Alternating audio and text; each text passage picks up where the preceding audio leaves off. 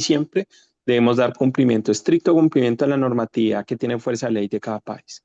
Les voy a contar una experiencia que me pasó hace algunos años, no suelo hablar de estas cosas, pero me pasó un caso parecido donde estábamos haciendo una investigación de un crimen transnacional y se hizo y se incorporó en un dictamen, no fue mío, fue de la contraparte, se incorporaron unos pantallazos de unas páginas de consulta que recuerden que el informe pericial también hace parte de la, o se constituye como prueba, ¿no? En el juicio oral, la persona ya había sido condenada a 6 años y se estaba apelando al tema de la sentencia que se había ejecutado en un principio. Cuando se hace esa apelación, se logra detener. El caso lo ganamos porque la consulta que se había hecho venía de páginas no oficiales que no tenían el carácter de legalidad. Y con base en eso se había dictado la sentencia. ¿Qué tocó hacer? Que el juez se retractara. Se le abrió un proceso disciplinario, porque ellos al emitir una sentencia deben cerciorarse y certificarse que esa consulta procede de una fuente de legalidad. Y de ahí en adelante a las contrapartes también se les abrió un proceso disciplinario. Recuerden ustedes que cada día nosotros con estos informes nos jugamos no solamente nuestra credibilidad, también nos jugamos nuestra libertad y nuestro patrimonio. Por eso es importante que entendamos que en el ejercicio del peritaje forense debe ser de la mayor rigurosidad técnica y de la mayor seriedad profesional que se pueda, porque lo que nos jugamos no es mínimo. ¿Listo? Muchas Sí, gracias. No sé si ok, muchísimas gracias. Voy a proceder a compartir la presentación. Le agradezco, doctor, que me indique cuando la vea, Ahí por favor. está, se está viendo Listo. perfectamente. Adelante. Bueno, primero que todo, muy buenas noches. Para mí nuevamente es un placer acompañarlos con ustedes en la hora del perito. Gran y fantástica organización. Todo lo que se viene, desde ya vienen grandes sorpresas. Esperamos poder contar con el apoyo de ustedes. Venimos recabando mucha información acerca de informe pericial. Hemos venido trabajando de la mano con el resto de los expositores acerca de las pericias contables. Andamos muy fino en el tema de la construcción del conocimiento, pero hay que pensar ahora en algo más grande. Y el tema es, ya hablamos de peritos, es decir, de la formación del profesional, hemos hablado del informe pericial, de tal del escrito, pero creo que viene siendo el momento de empezar a tratar de las temáticas de la construcción de un plan metodológico, es decir, de mi estrategia para poder empezar a construir informes periciales asertivos, es decir, sólidos y defendibles. Porque ustedes entenderán, para los que somos contadores, hacer un informe pericial para hablar de razonabilidad de estados financieros, hacer un informe pericial que hable de conductas delictivas. Si lo traemos a la materia propia de nuestra disertación el día de hoy, no sería lo mismo hablar de un delito contra el Estado como la evasión fiscal, es decir, evasión de impuestos, a tal vez el tema de la corrupción estatal. ¿Listo? Entendemos que el impuesto es un dinero que recauda el Estado, pero que proviene de la fuente de los ciudadanos, pero que el tema de la corrupción proviene principalmente al manejo de los recursos. Esto nos llevaría a pensar algo, y es, ¿cuál es la mejor estrategia para atender como perito el caso o la diligencia que debo atender? Con esto vamos a empezar. Esto nos llevaría a pensar algo, y es, ¿cuál es la mejor estrategia para atender como perito el caso o la diligencia que debo atender? Con esto vamos a empezar, con este preámbulo, vamos a empezar esta charla que es construcción de un plan metodológico, es decir, de una ruta de análisis sólido y defendible dentro de un informe pericial. Recuerden ustedes que el informe pericial, aunque legislativamente, normativamente, nace de un informe escrito, Y ya para mañana, tiene concepción consulta. jurídica, es decir, en el proceso legal, nace en su sustentación oral. Entonces, quiere decir que si hablamos dentro de un informe pericial, no solamente estamos hablando del escrito, sino de la oralidad de dicho plan metodológico. El día de hoy, esta conferencia, que es el esbozo general, va a ser aplicable a cualquier peritaje. Es decir, Es decir, que puede ser aplicable a un peritaje contable, a un peritaje de criminalística, a un peritaje de huellas, a un peritaje constructivo. ¿Listo? ¿Qué agenda vamos a hablar el día de hoy? Vamos a hablar de una introducción, una bibliografía, como siempre una revisión conceptual. Es importante interiorizar qué es el marco metodológico, el plan metodológico y cuál es su indexación o su componente nutritivo entre el informe pericial. Vamos a hablar de unas conclusiones y una estructura. Como inicial vamos a pensar en lo siguiente: ¿cómo contribuye un plan metodológico técnicamente defendible dentro de un informe pericial? Cuando hablamos de técnicamente defendible, tenemos que empezar a precisar las siguientes ideas. Es algo que sea defendible desde la ciencia, no desde el sesgo cognitivo, desde la percepción. Tenemos que hablar de unas herramientas que tengan validez y corroboración técnico-científica. Si tiene validez técnico-científica, deberíamos pensar qué puede evitar debilidades metodológicas en el informe y cómo fortalecer la credibilidad. Porque recuerden, el plan metodológico está escrito, pero tiene concepción y validez jurídica a través de la oralidad del perito, lo cual fortalece su capacidad de credibilidad. Entonces, vamos a interiorizarnos. El problema es hoy, ¿el plan metodológico es una estrategia? Es correcto. ¿Que debe ser aplicada a cuál? Al objeto o al objetivo que es material de la investigación. Si es objetivo material de la investigación, fortalece o nace en la concepción jurídica a través de la oralidad en un juicio. Por tanto, debe potencializar la credibilidad del experto, del testigo experto. Dicho esto, vamos a arrancar con la siguiente bibliografía. Tenemos a Creswell, Tarufo, Popper y tenemos algunas normas como la ISO, la 17025, que se las recomiendo desde ya. Quienes se quieran dedicar al ejercicio forense deben leer esta norma. Vamos a empezar con la ISO, la 17025, que se las recomiendo desde ya. Quienes se quieran dedicar al ejercicio forense deben leer esta norma. Vamos a empezar con la revisión conceptual. Si estamos hablando de informe pericial y de plan metodológico, es importante que tengamos en cuenta los elementos. Una cosa son las normas, otra cosa son los hechos y otra cosa son las personas. Porque es importante hablar acerca de los hechos, porque el plan metodológico tiene que entrar a analizar los hechos a la luz de las normas que son ejecutadas o que deben de ser investigadas en el marco de las personas. ¿Listo? Debo analizar los hechos a la luz de las normas para poder determinar la conducta de las personas. Poesía forense se llama esto. Debo analizar los hechos a la luz de las normas para determinar la responsabilidad de la persona. ¿Listo? ¿Qué sería un hecho? Es un suceso material que debe ser analizado desde una norma y que altera la realidad legal. ¿Qué quiere decir eso? ¿Cambia el derecho o la obligación? ¿Y por qué es importante analizar el hecho desde la materia jurídica? Porque ¿cómo voy a tener una estrategia si no tengo claro cuál es el hecho que voy a analizar? Un hecho podría ser la investigación de la evasión fiscal, los impuestos, que es un hecho, el pago de los impuestos, la contribución del impuesto. Diferente a hablar, el análisis de la corrupción de los contratos. ¿Listo? En el tema de fiscal, el hecho que sería, cambia la obligación de pagar lo que le corresponde al Estado. En el hecho de investigación de materia forense de la corrupción, es en el tema de los recursos que están afectando la caja del Estado, las finanzas del Estado. Son dos hechos que, aunque tienen una responsabilidad jurídica y están por fuera del marco de la ley, cambian los derechos y obligaciones y están en diferentes instancias. Materia fiscal, materia contractual, de las cuales su análisis transversal tiene competencia directa con lo que es la auditoría forense contable. Ahora, si estamos hablando de los hechos, ¿qué se requiere? Pruebas, porque recuerden que la investigación forense, indistintamente campo contable, campo arquitectónico, campo criminológico, se basa en pruebas, no en palabras. se basa en pruebas.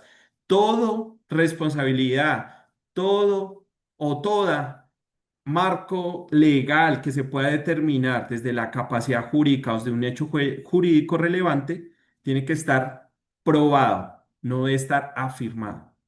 Entonces, por eso una cosa son los hechos y otra cosa son las pruebas. Ustedes deben de pensar que las pruebas deben de hacer acerca de los hechos que son materia de investigación, porque de nada tendría sentido hacer un análisis de contratos y estar analizando la nómina. Son cosas diferentes. Si fuera un tema de, por ejemplo, una defraudación por doble nómina, por nómina ficticia, dife- está diferente en el marco de lo que sería una investigación por evasión fiscal.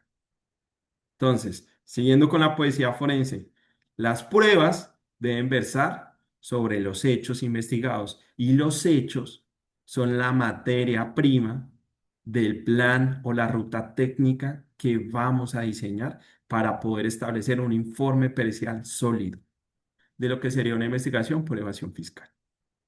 Entonces, siguiendo con la poesía forense, las pruebas deben versar sobre los hechos investigados y los hechos son la materia prima del plan o la ruta técnica que vamos a diseñar para poder establecer un informe pericial sólido.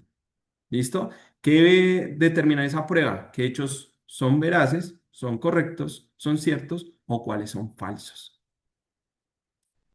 El informe es un documento escrito. Ojo, recuerden que el informe debe ser escrito, pero nace en la vida jurídica a través de la oralidad. Y por consiguiente, se refiere a hechos obtenidos y verificados. Quiere decir que usted puede verificar que un hecho sea cierto o puede verificar que un hecho sea falso. Y a través de las pruebas puede determinar la afirmación o la negación. Por consiguiente, si ya tengo analizado los hechos, tengo analizadas las pruebas y sé cuál va a ser el material donde los voy a plasmar, es decir, el informe, ahora sí entramos en la materia objeto de estudio. ¿Qué es un plan metodológico?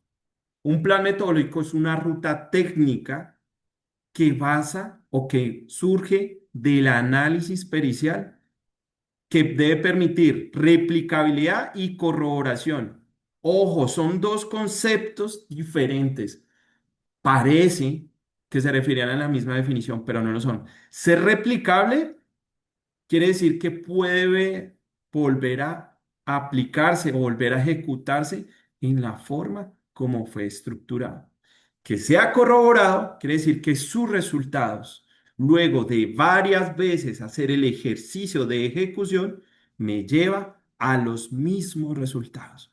Por eso estas dos características, aunque suenen lo mismo, no son separables y forman un todo que debe ser defendido y demostrado en la ruta que se ve aplicar. Ejemplo, si estuviéramos hablando de evasión fiscal, lo primero que debo hacer es cuáles son las técnicas o la normatividad vigente para poder determinar cuál es el hecho generador del impuesto, cuál fue la tarifa que se debe aplicar al hecho generador.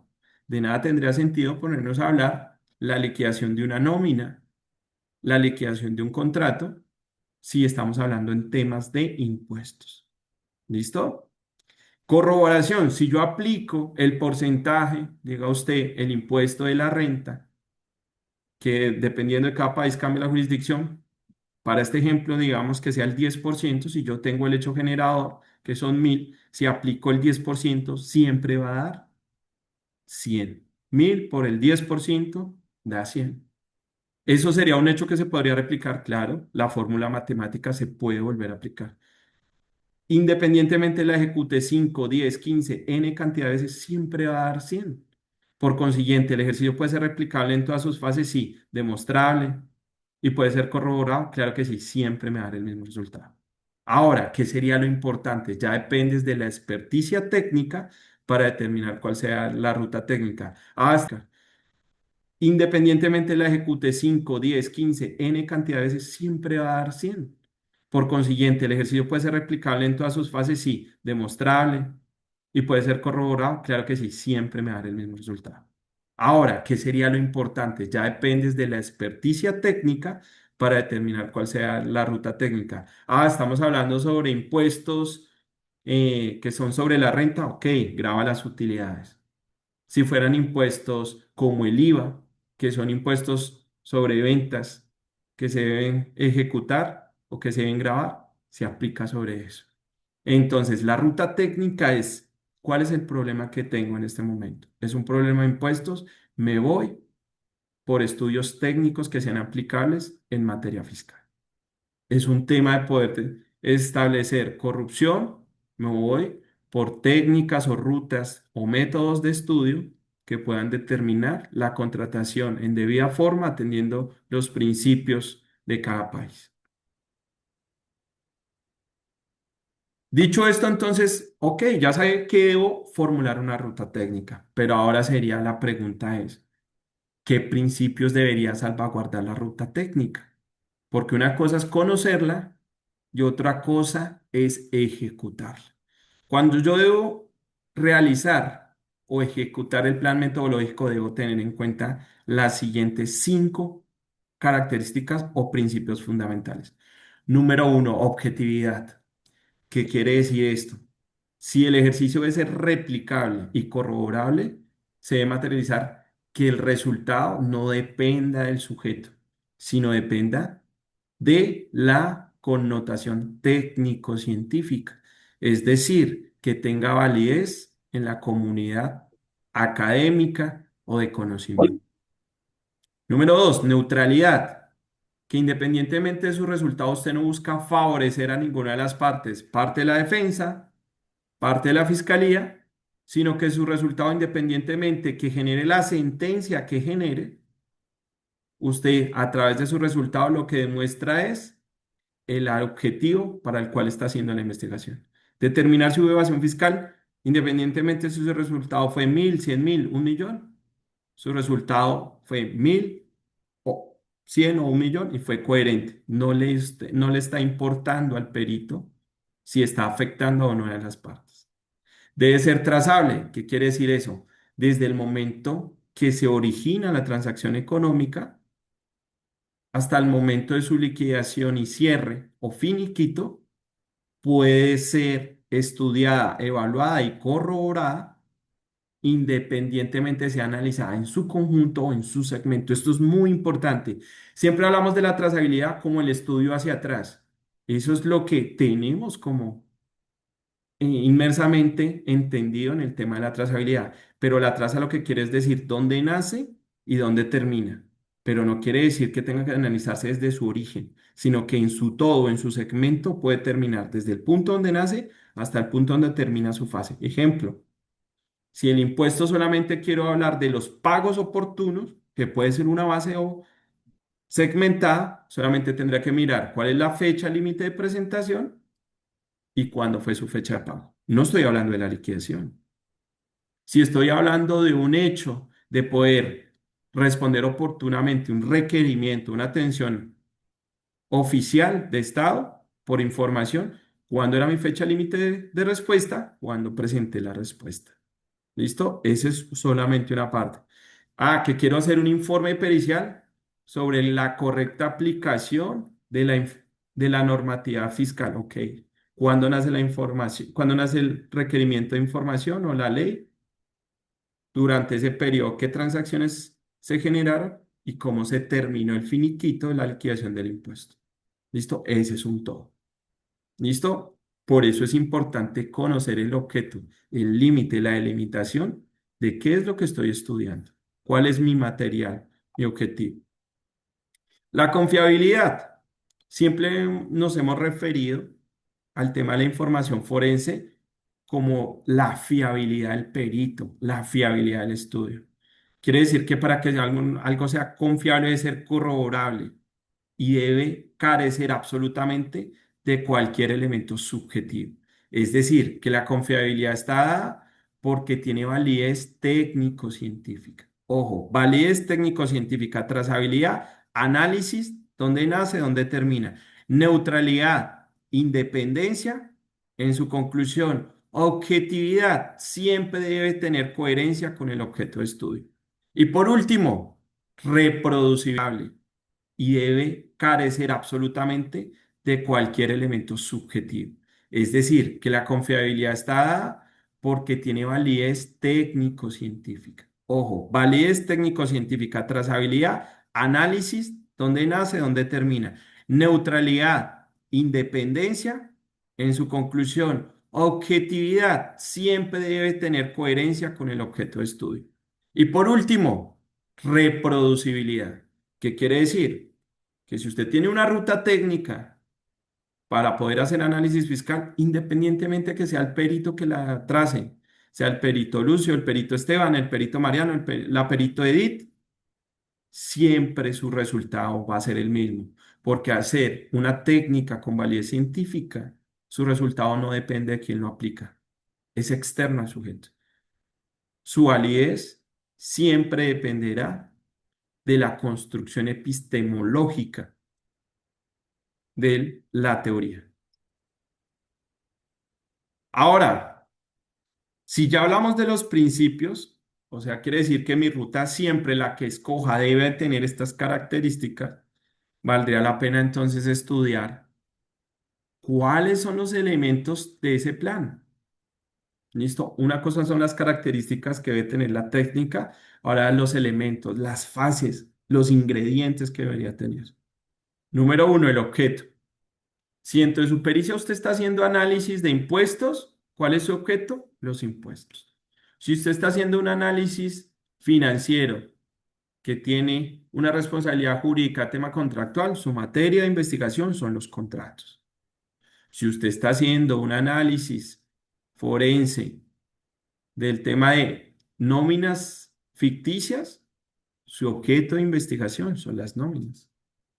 Si usted está haciendo un informe pericial sobre contabilidad ficticia, su materia objeto de investigación es toda la contabilidad, las ventas, la nómina, los gastos, las facturas. ¿Listo? Número dos, limitaciones. Esto es importante. Dentro del mundo forense hemos creído o tenemos desafortunadamente la creencia de que los métodos son infalibles. Y eso es falso. La construcción del conocimiento tiene la bonita característica que siempre es susceptible a la mejora.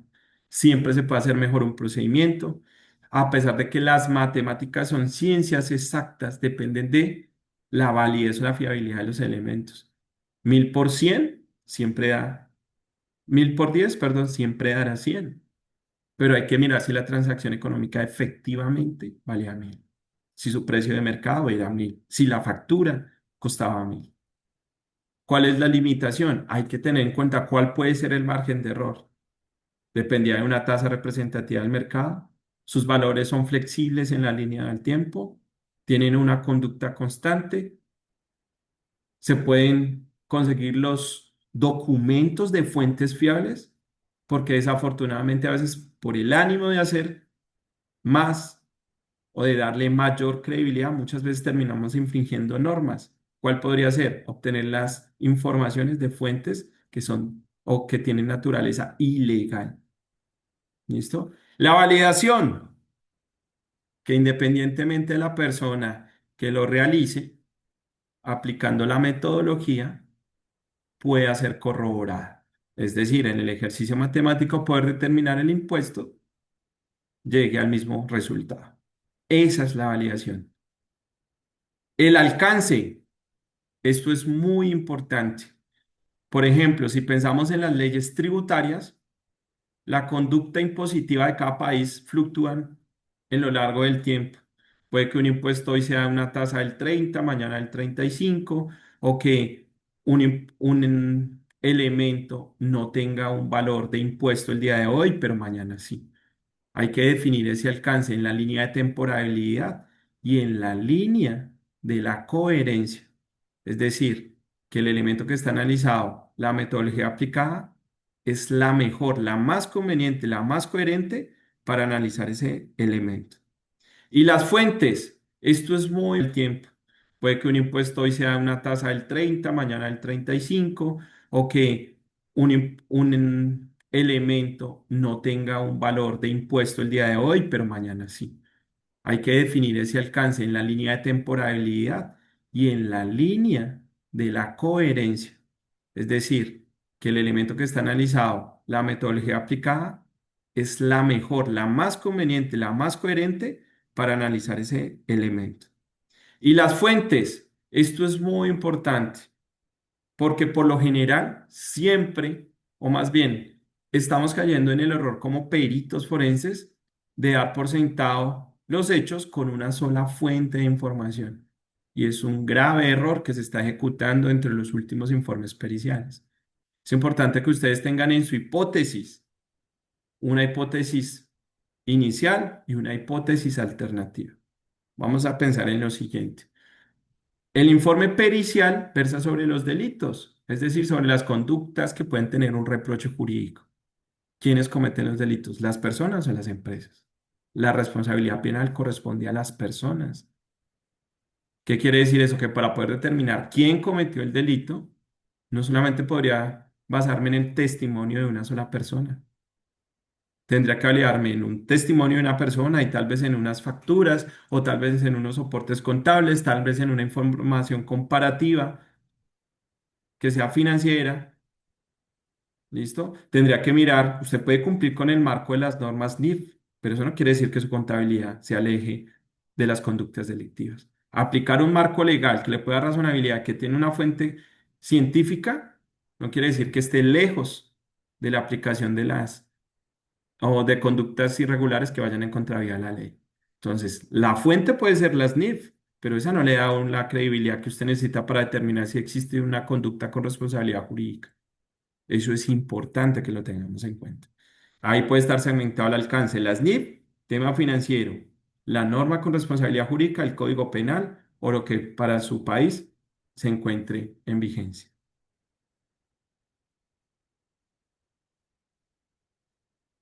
Ok, si ya determinamos cuáles son los principios, que debe ser la objetividad, la neutralidad, la trazabilidad, la confiabilidad y la reproducibilidad, sabemos cuáles son los elementos, que debe ser el objeto, la limitación, la validación, el alcance y la fuente, entonces valdría pensar lo siguiente. Sé que mi marco metodológico es una estrategia, que debe ser verificable y reproducible, que debe ser válida, que debe tener una limitación y un alcance, que debe venir de una fuente. Valdría la pena entonces si está relacionado con el método científico, ¿debería tener una hipótesis? La respuesta es sí.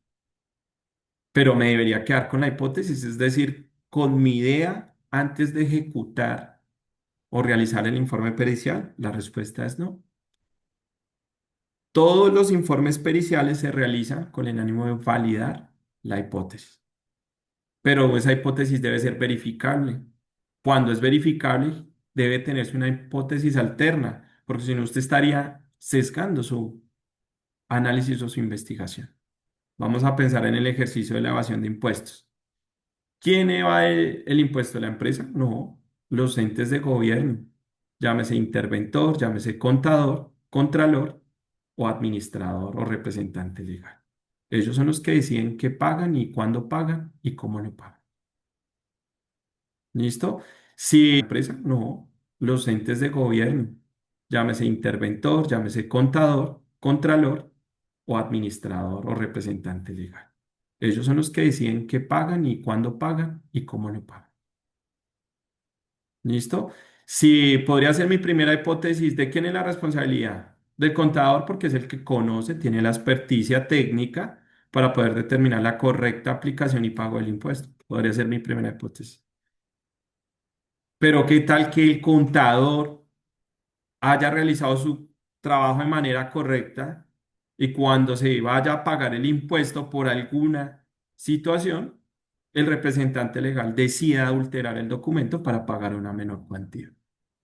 O en otro supuesto, habla con el contralor y con el interventor para que manejen una doble contabilidad sin que el contador se dé cuenta y terminen pagando un menor impuesto. Todas las hipótesis son posibles, claramente sí. ¿Cuáles son verificables? Absolutamente todas. ¿Concluí antes de analizar? No. Lo que me permite a mí es establecer, a través de una hipótesis alternativa, cubrir un mayor campo para poder determinar la correcta responsabilidad jurídica. ¿Qué quiere decir esto? La ruta técnica me establece cómo hacer el trabajo, pero la hipótesis me permite determinar cuál puede ser el resultado correcto. de la ruta técnica. Seguimos con poesía forense. Para poder hablar entonces del plan metodológico, es requerible entender cuál es el proceso al que debería llegar la finalidad, la intencionalidad del informe pericial. Si tenemos una auditoría forense, es importante estudiar el nexo causal, es decir, el hecho que me permite determinar la tipicidad, la culpabilidad y la punibilidad del hecho. Por tipicidad es quién lo realiza, cumple las características, es autor material o autor intelectual.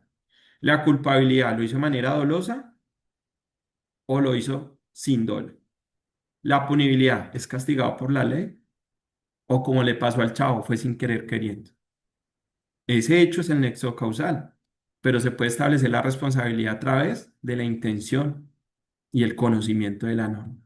Entonces si ya conozco la intención y la culpabilidad, es decir, el conocimiento, hacerlo con total objetividad, puedo entender entonces cuál sería la ruta de estudio. Porque recuerden, no es lo mismo estudiar organizaciones criminales que se dedican al narcotráfico a los que se dedican a hacer contabilidad ficticia. Son diferentes objetos de estudio, diferentes personalidades. Si puedo establecer eso, el perfil de la persona que estoy investigando, es más fácil poder determinar, ¿debo hacer una aplicación de una ciencia formal, es decir, de conocimiento científico, o una de ciencia fáctica con conocimiento especializado? Y ahí sí puedo determinar qué utilizo, el método científico o una conducta social que venga de una disciplina del derecho social. Esa en su conjunto me puede establecer cuál es el hecho delimitado, qué debo estudiar, en qué periodo de tiempo, quiénes son los posibles responsables. El impuesto no puede ser que lo liquide, por ejemplo, la persona que me ayuda con el servicio general, el aseo o el mantenimiento en una organización. Le corresponde a los órganos de control. Ok, es un hecho que debe estar en el gobierno corporativo. Ya es un tema de falsificación de facturas. Seguramente revise su departamento de compras porque no están revisando los precios de las cotizaciones y están adulterando las facturas. Ya es un tema más de los empleados. Eso que me permite establecer en el gobierno corporativo, ok, un análisis, un peritaje contable sobre políticas de gobierno corporativo, sobre temas de compliance, sobre tema de interventoría, de revisoría fiscal. Es un tema de falsificación de documentos a través de las técnicas de documentoscopia o documentología, como se conoce en algunos países. Revisemos la veracidad de los documentos. Es un tema de falsificación de documentos a través de las técnicas de documentoscopia o documentología, como se conoce en algunos países. Revisemos la veracidad de los documentos. Y con esto, si ya sé que debo estudiar una ruta técnica que goce de características como la objetividad, la limitación, la neutralidad, la objetividad y que debe tener algunos principios como unas fuentes y demás, valdría la pena entonces pensar en lo siguiente: ¿de qué manera podemos hacer sólido la construcción de ese informe pericial? La primera recomendación es documentar cada paso. Si estamos hablando de una ruta, quiere decir que parto de un lugar uno a un lugar 2. Una entrevista, por ejemplo. ¿Quiénes son los entrevistados? Ok. La entrevista es a las personas, pero debo corroborarlo con fuentes como los documentos. Ok. Es otro tipo de prueba. ¿Cómo realizo la entrevista? ¿Cómo realizo el análisis de los documentos? Documentarlo. Explicar cada límite. Ok, en la entrevista me pueden mentir. Una persona debo ingeniar algún método que respalde o que le ponga techo o filtro a la posibilidad de mentira. Si es muy fácil que me mienta el representante legal, me voy con los empleados, con el departamento de contabilidad para mirar cómo se reciben las facturas. Voy al departamento de compras para mirar si las cotizaciones se las pasan al departamento contable antes de que llegue la factura. Si se reciben los elementos que se solicitan en pedido y si se hacen entradas de almacén para validar que la factura sea correcta y para poder tener una base para que o el día que se le haga la entrevista al representante legal, no diga que los elementos no llegaron y que por eso, aunque no existía una nota a crédito, desconoció la factura por que se aplica la NIF, donde dice que esencia sobre la forma. Que porque no se hayan recibido la forma, es decir, la nota a crédito, la esencia quiere decir que se declina la transacción económica. Número 3, usar metodología explícita. Cuando es explícita es pormenorizada. ¿Cómo voy a hacer la grabación o el registro de las entrevistas? ¿Cómo voy a hacer el análisis de los documentos? ¿Cómo garantizo la cadena de custodia de un video? ¿Cómo garantizo la cadena de custodia paso a paso del análisis de un documento? Requiero de un análisis de un tercero, de un equipo interdisciplinar. Requiero el análisis especializado de un perito que no sea contable, sino sea especialista en dubitar documentos. Y con esto cerramos el día de hoy. ¿Documentos? Y con esto cerramos el día de hoy. ¿Qué conclusiones podemos establecer a través de la construcción de un marco metodológico que sea sólido y defendible? Recuerden esto, la metodología es el soporte del dictamen. La credibilidad suya como perito de un trabajo serio, riguroso, dependerá de cómo usted soporte la ejecución de las actividades que lo llevaron a esa conclusión. Para un juez y para una contraparte vale más su construcción metódica que incluso sus resultados. Porque si sus resultados carecen de validez o de rigor técnico-científico, es muy fácil desvirtuarlos. Por eso, el ojo del huracán siempre, de los abogados, siempre va a estar en su método. ¿Cómo lo utilizó? ¿Tiene corroboración? ¿Tiene alguna postura de contradicción? Les pongo un ejemplo. Existen dentro de las DIP algo que indica para el método de los inventarios, existe un método de valoración que no es admitido, pero puede existir dentro de las economías informales que lo aplique. Ah, ok. Usted puede decir que no está incumpliendo el marco de las NIP porque es una práctica utilizada en el sector informal ese método de valoración de inventarios. Pero si usted tiene un apunte que tiene rigor técnico científico, que es avalado por la comunidad contable, que le indica eso, y usted lo dejó de aplicar, ¿tendría credibilidad? No, usted lo pudo hacer en el método uno, hacer el análisis, la toma de inventario, la toma física. Pero si usted no tiene credibilidad normativa, difícilmente sus conclusiones, así digan que la persona hizo correcta aplicación de la norma, carecen de validez. La metodología siempre va a ser el soporte del dictamen y fundamenta y potencializa su credibilidad como perito. Y ya por consiguiente, si su credibilidad y su metodología tiene rigurosidad técnico-científica, su informe por sí solo va a soportar cualquier contradicción, independientemente de que existan algunos vacíos. No somos perfectos y siempre estaremos con un margen de error en cualquier actividad. Nos pueden omitir información que pueda cambiar la conclusión. Nos pueden estar escondiendo facturas para poder determinar la correcta aplicación de una norma. Pero si usted dentro de su metodología contempla esos baches, aunque existan esos vacíos, va a poder resistir cualquier contrainterrogatorio o cualquier prueba de contradicción, prueba de refutación, prueba de corroboración, como una metapericia. ¿De qué dependerá? De la, repito, de la ruta técnica, de la estrategia que usted utilice, que tenga validez técnico-científica, que sea replicable y que sea coherente. Muchísimas gracias por... Listo. Gerardo Bon, adelante.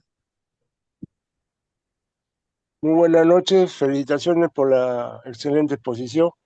Mi pregunta es en concreto. Cuando hace referencia a la metodología para la elaboración del informe pericial, si bien es cierto, para el área de grafotecnia, el informe es completamente diferente. Punto uno. Punto dos. El informe pericial contable es completamente diferente. ¿no? Tanto civil, la parte civil como la parte penal. Por lo tanto, la definición sería en la parte que le correspondería a la metodología a cada uno de los componentes o exámenes correspondientes en el área que específicamente se desenvuelva. Esa sería mi apreciación, estimado doctor. Muchas gracias. No, a ti muchísimas gracias, Gerardo. Muchas gracias. Primero que todo, un cordial saludo. Me gustaría que me dijeras desde dónde me hablas, desde qué ciudad o desde qué estado. Desde Perú, Ok, muy bien. Ya conozco un poco el marco normativo de ustedes. Dividiste tu intervención en dos. ¿Me repites la primera pregunta, por favor? en, con- en lo relacionado, en los informes de grafotecnia, el marco legal es completamente diferente del informe pericial, sea contable, sea económico o sea bursátil, puesto que la Sí, ley en cada uno y la metodología que se emplea también difiere. Por lo tanto, sería mi opinión de manera particular que la apreciación profesional o metodología debe de adaptarse a la circunstancia de cada informe en específico. perfecto. Es Listo. Me parece muy válida tu apreciación. ¿Listo? Pero tenemos que tener en cuenta lo siguiente. La ciencia forense debe siempre gozar de una credibilidad científica. ¿Qué quiere decir eso? Que en el campo que tú acabas de mencionar, los resultados, indistintamente de si se adapta o no adapta la técnica para la circunstancia particular, el resultado debe ser siempre el mismo. Con esto no quiero decir que se deba segmentar o sesgar el resultado. Ejemplo, de que una huella corresponda a otra huella. Si tú adaptas la técnica independiente de la circunstancia, lo que debes garantizar es que si tu resultado, al comparación de que sea correcta o sea incorrecta, debe gozar de credibilidad y debe corresponder a la realidad. ¿Listo? Para eso, el método que se acaba de diseñar como un plan metodológico, marco metodológico, debe ser la ruta técnica que tú puedas especificar para garantizar eso, que al reproducir su ejecución, otra persona diga, debo adaptarla a estas circunstancias por X o Y técnica o circunstancia, siendo redundantes, para poder obtener el mismo. Pero siempre va a tener un ingrediente humano y eso potencializa el margen de error. Muchas gracias, Gerardo, por tu intervención. ¿Alguien Tenemos, más? Creo que hay tres personas eh, levantando la mano. tenemos Gregorio. a Gregorio Andrés, al maestro, al doctor Gregorio Andrés Contreras. Adelante, doctor. Buenas noches, gracias por la presentación, muy interesante. Eh, acá yo le estoy hablando desde Perú, Ok, ¿ya? muchas gracias.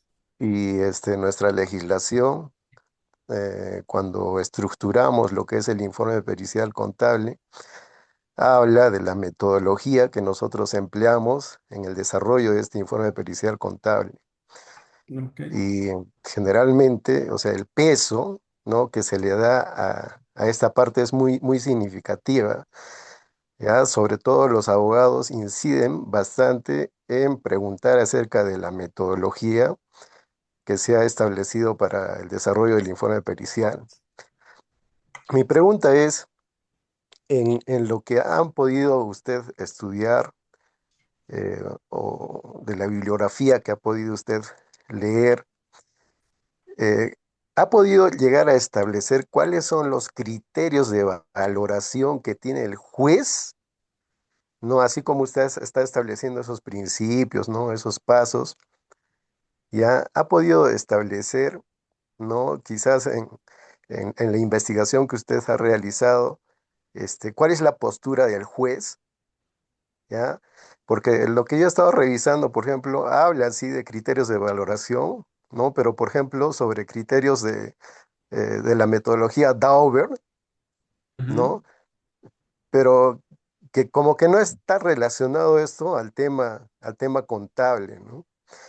Y yo, sinceramente, he estado buscando información al respecto y no le he podido encontrar, ¿no?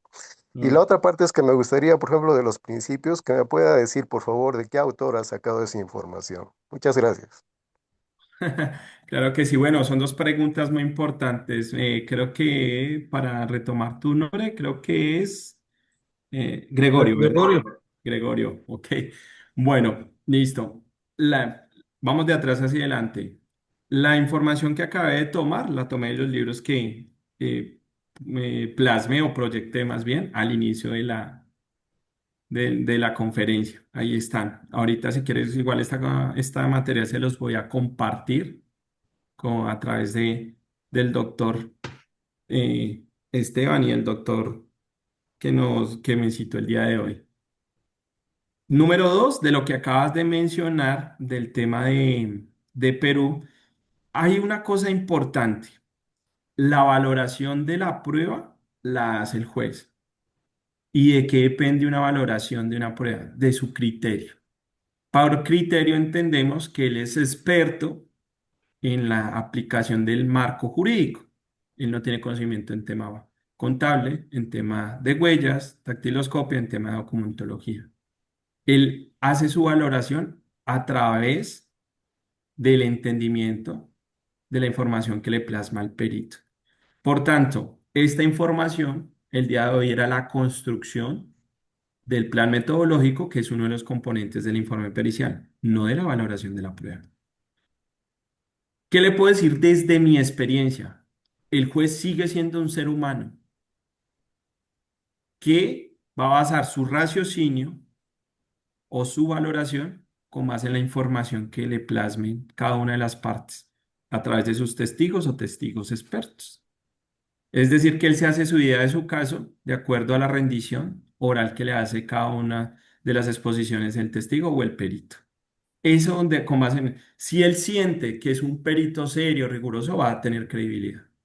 Si siente que es una persona que es un charlatán y que tiene muchos vacíos técnicos científicos, pues difícilmente va a tener credibilidad. Y seguramente, aunque la otra contraparte no logre desestimar su credibilidad, seguramente no va a tener un elemento que le permita valorar la prueba de manera correcta.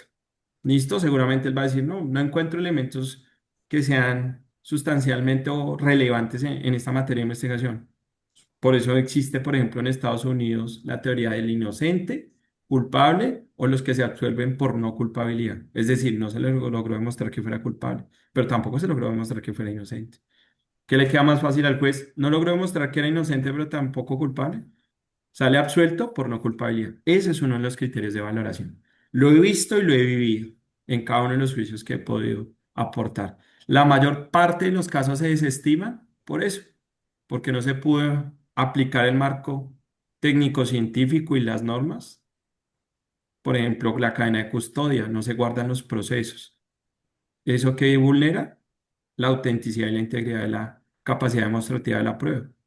Ya ahí tiene un factor donde es muy fácil abrir preguntas o sesgos para poder decir esta prueba es confiable. Si a eso le sumamos, por ejemplo, una mala práctica de un contador o de un tema de una persona de un dactiloscopista, pues eso abre la brecha para que el juez no crea en su informe pericial. ¿Listo? Entonces, no, lo, ahorita lo que no, sí, ya es muy tarde. señor. Ok, para cerrar la idea. Lo que se está plasmando aquí en la ruta técnica depende de la experticia, el conocimiento pleno de la persona que va a realizar el informe pericial. Si usted es grafólogo, se especializa en cuál método debe aplicar para la grafología. Si usted es perito contable forense, el tema del estudio contable, de acuerdo a sus criterios o sus pautas técnico-científicas que sean demostrables. Eso sería lo único que le podría decir. No sé si con eso puede contestar tu pregunta, Gregorio. Traves. Eso sería lo único que le podría decir. No sé si con eso puede contestar tu pregunta, Gregorio. Sí, gracias. Ok, ha sido un honor. Y muy bien. sigue Diego, por ahí el maestro Diego. Ok, Muy buenas Diego. noches. Muy buenas noches, doctor. Ante todo, bueno, Diego de Lima, Perú, felicitarlo por su exposición y me gustaría saber si usted ha tenido experiencia o cuál sería su criterio ante un peritaje que se le alcance a su persona en referencia a este caso. Generalmente se habla de la corrupción y se habla entre una empresa privada y el gobierno. Y muchas veces, cuando se le alcanza el perito a que pueda dar justamente ese alcance de sus recomendaciones, muchas veces se le dice al gerente que es el responsable o las jefaturas. Sin embargo, hay jurisprudencia, ya hay legislación en Perú que habla acerca de la responsabilidad de la persona jurídica. Hay jurisprudencia y hay legislación que habla lo que se llama el velo societario. Hay también legislación que habla de la responsabilidad del sistema del control interno, en este caso, y la responsabilidad legal, no solamente del gerente, sino aquel que está detrás del velo, que es el accionista. A través de su experiencia que usted ha tenido en los informes periciales de delitos económicos al interior de una empresa cuando se relaciona con el Estado, en esos contratos marcos, muchas veces en la cual la corrupción es muy abierta, muchas veces el alcance de decisión no está en el gerente, sino está detrás de él, los accionistas. Mi opinión, o la opinión que le pido a usted dentro de su experiencia y de partido, doctor, lógicamente reiterando su felicitación, es cuando al perito se le alcanza esta acusación previa que se está haciendo y se le necesita a él que opine, más allá, dentro del relevamiento de las pruebas, etc., metodología, ¿qué pasa si usted se da cuenta que detrás de hay una segunda hipótesis que es la persona jurídica, que por no tener compliance, por no tener un sistema de control interno y por su nivel de decisión ha sido el que ha estado involucrado?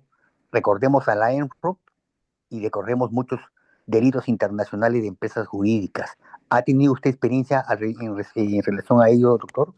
Claro que sí, muchas gracias. De hecho, les voy a contar una infidencia. El día de hoy llegué un poco tarde porque me encontraba impartiendo un tema relacionado con esto, la responsabilidad penal de las empresas. ¿Listo? Eso es una camisa de fuerza en estos momentos para los peritos porque hablamos mucho de los delitos de las empresas como tal, pero no nos hemos dado cuenta que las empresas no son personas autónomas.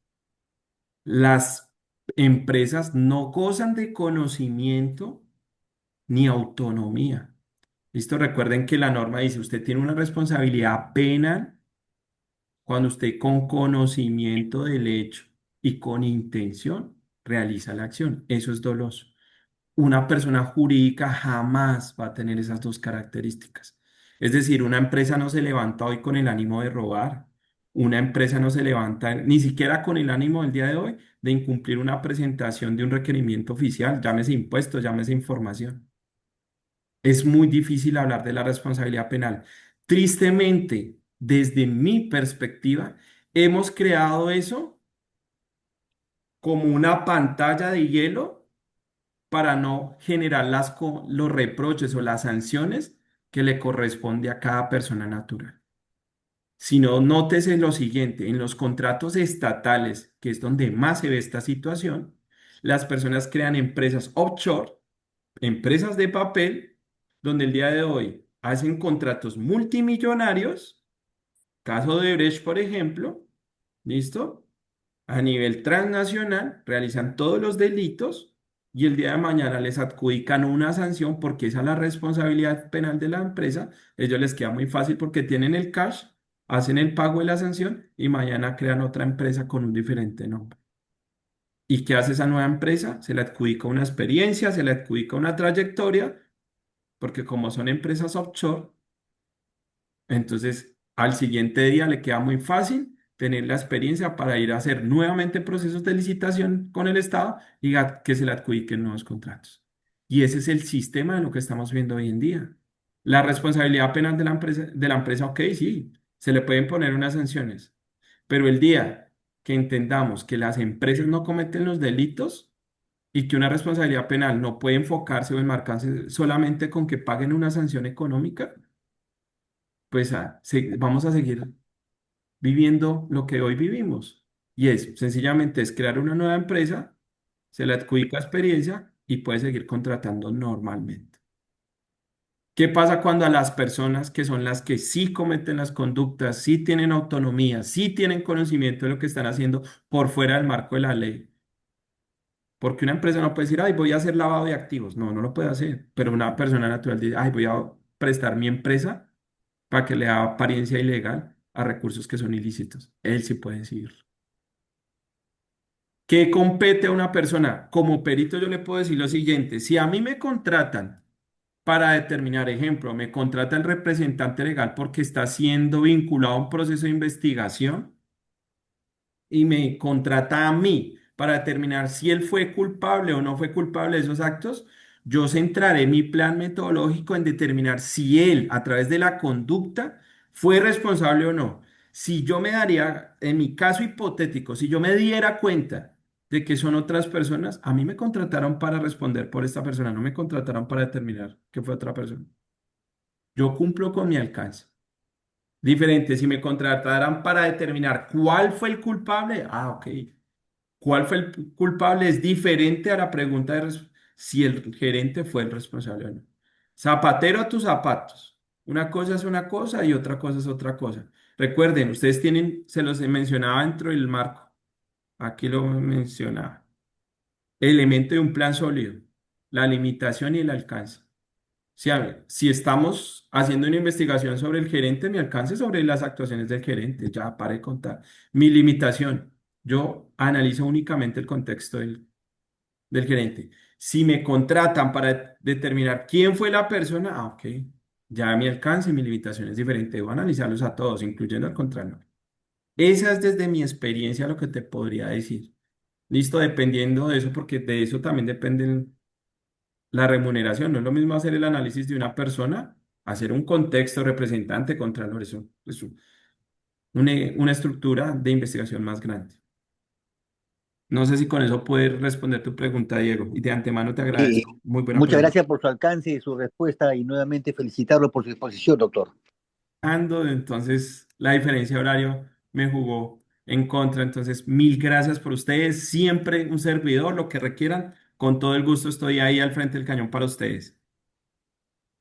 Muchas gracias, doctor Mayiver. Excelente la exposición y muy clara, muy precisa, muy puntual, como bien lo ha manifestado. Colega Francisco, si me permite una preguntita. Adelante, adelante, doctor Salustiano. Muchas gracias, muy buenas noches. Buenas Mi noches. saludo al expositor y nuestra felicitación, por supuesto, desde Cajamarca, Perú. Y quisiéramos hacer una preguntita nomás, porque nos dejó un poquito dudando. Quisiera Claro que sí. que nos precise. Cuando respondía a una pregunta de los colegas que le hacían respecto a la evaluación de las pruebas, usted dijo, una cosa es la valoración de la prueba y otra cosa es la valoración del examen, del informe pericial, dijo. Sí. Entonces mi duda es la siguiente, ¿el informe pericial no se considera prueba? Sí, La valoración del informe pericial, ¿qué? Perdóneme. es Usted prueba. dijo, usted dijo que una cosa era evaluar la prueba y otra Sí, cosa era evaluar el informe pericial. sí. Entonces mi pregunta es, decía, ¿el informe pericial no se considera prueba? Sí, claro. El informe pericial se puede conformar una prueba, pero esa prueba es una prueba macro, donde incluyen las conclusiones, pero existen unas pruebas individuales. ¿Qué quiero decir con esto? La valoración del informe pericial como prueba le compete al juez, que fue la pregunta que me hicieron. La valoración de la prueba individual que hace parte del objeto que se está investigando le compete al perito. Ejemplo, si estamos haciendo un análisis como el que acaban de mencionar de la responsabilidad penal, le compete al perito. Decir, bueno, esto le corresponde al gerente, esta responsabilidad, eso le corresponde en su prueba individual al perito. De quien le corresponde hacer la valoración de la prueba pericial del juez, cuando vaya el perito y lo sustente en forma oral. Él va a decir, ok, este perito fue un perito serio, realizó su trabajo de manera rigurosa, con limitación, validó, corroboró lo que está diciendo, o simplemente es un charlatán.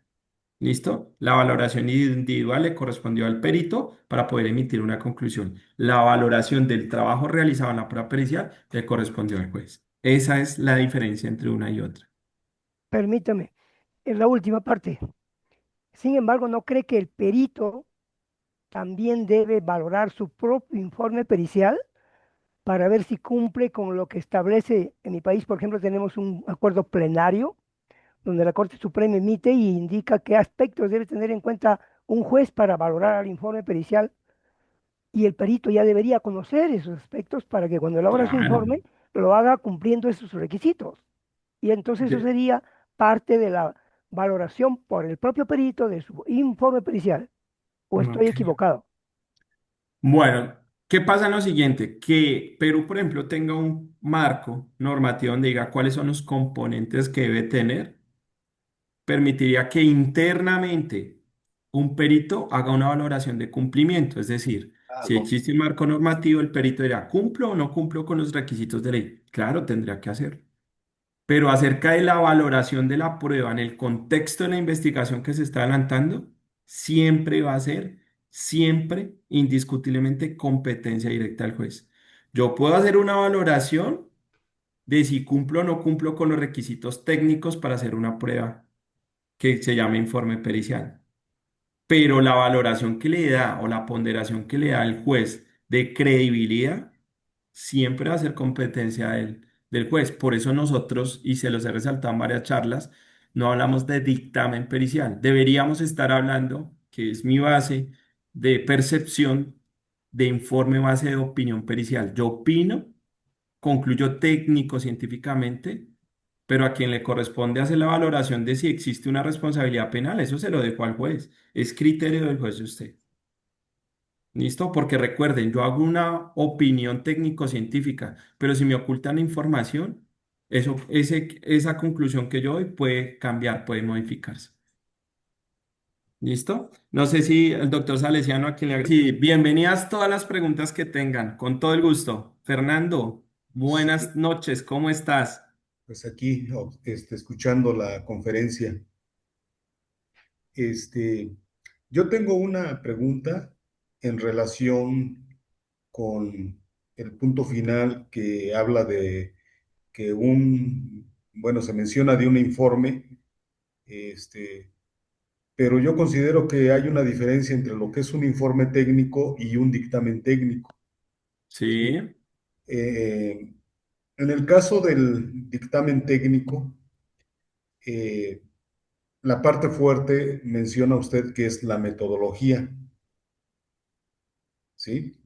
Para que sí, sea un dictamen robusto, defendible y ujú, que difícilmente lo puedan derribar. ok, En el caso de lo que es la informática forense, hay una normatividad que es la ISO 27037, ok, que da las 27. pautas a seguir. Yo escuchaba hace rato que se mencionaba de criterios para determinar cómo desarrollar un dictamen. No sé si me equivoco, pero yo creo que en el caso de la informática forense ya hay una normatividad bien definida que da los pasos a seguir y que se deben de desarrollar en cumplimiento a esa norma, ¿sí?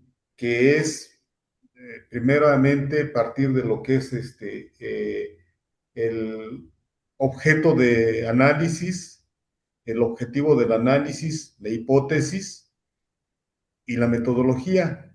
Una vez desarrollando los primeros tres puntos, la metodología le dice a uno que tiene que hacer la identificación y recolección de la evidencia, Sí, después la preservación, el análisis y la presentación, ¿sí? Dentro de la presentación, pues van ya las conclusiones finales. Entonces, pues no hay vuelta, no hay manera de desviarse porque esa es la pauta y ese es el punto que en un momento dado va a tomar en cuenta el juez cuando revise ese dictamen para poder tener, pues ahora sí que una percepción de que si ese dictamen fue elaborado, como usted mencionaba, por una persona con conocimiento o una persona que realmente no tiene los conocimientos ni las credenciales para poder desarrollar un dictamen. Ok. Entonces, mi pregunta concreta es, ¿en qué punto del proceso, tanto del juzgador como del perito, intervienen lo que mencionaban que son la legalidad, ¿sí? Porque yo aquí, al menos en los peritajes que he desahogado, solamente la parte que yo como perito en un momento dado tengo que confrontar o eh, defender, pues es mi dictamen. Y ya en la parte legal, pues es el abogado o el juez quien en un momento dado puede cuestionar alguna situación. Pero generalmente los jueces no se van sobre las cuestiones técnicas, ¿sí? Sino se van sobre las cuestiones legales que vinculan a algún punto del dictamen que puede Exactamente. cuestionar. Entonces, mi pregunta es esa, eh, ¿en qué momento entraría uno como perito en conflicto con el juzgador para defender su dictamen? Listo, no, muchísimas gracias, Fernando. Gran aporte, excelente pregunta y muy pertinente. Listo, vamos a empezar por varios campos. La valoración de la prueba del juez a lo que refiere es que él solamente se centra en el cumplimiento normativo, ¿verdad? Lo que acabas de decir, una partecita de tu pregunta. ¿Qué pasa? Al ser la ISO 27000, creo que es 37 la que 37, registra, 27.037. 27000, es 27037 que habla de evidencia digital. ¿Listo? Al ser una norma tan técnica, ¿qué pasa? Los jueces son seres humanos, como se los refería hace algún momento, y él hace su valoración desde su experticia, es un ser humano. Al ser criterios tan técnicos, seguramente en la oralidad lo que pasa, pues es muy difícil entenderlo. ¿Listo? Deberían, porque ojo, ellos, pese a que su experticia es normatividad técnica, deberían especializarse en las normas que salen para poder juzgar los casos.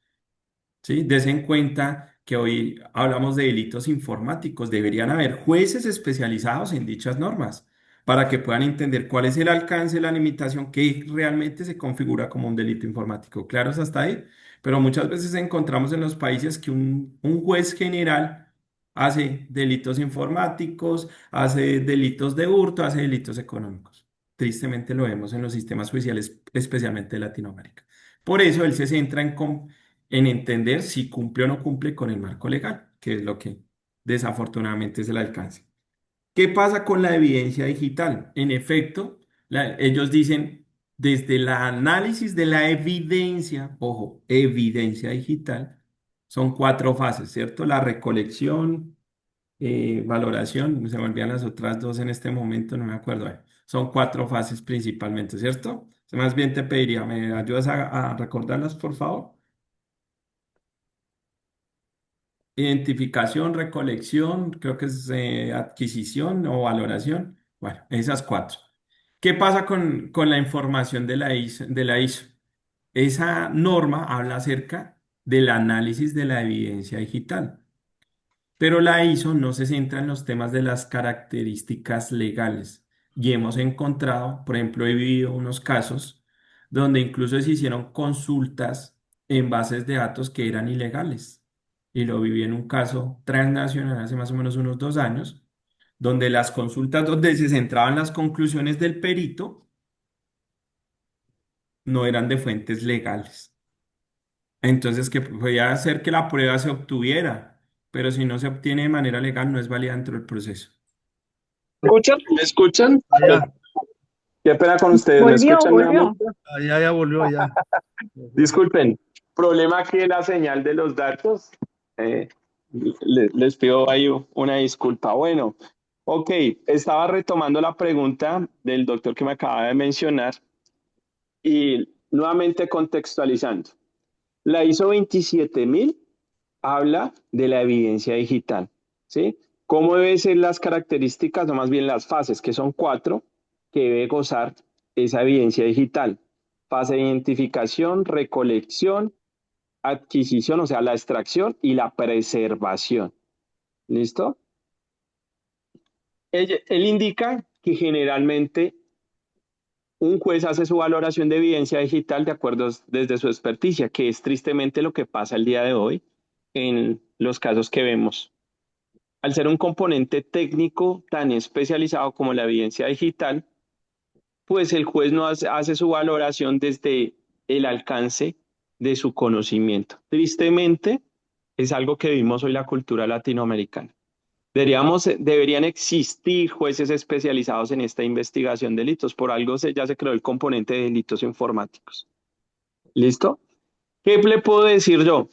Uno de los componentes, pese a que no lo diga o sí lo dice la 27.037 en la fase de la preservación, donde habla del acceso no autorizado, ¿listo?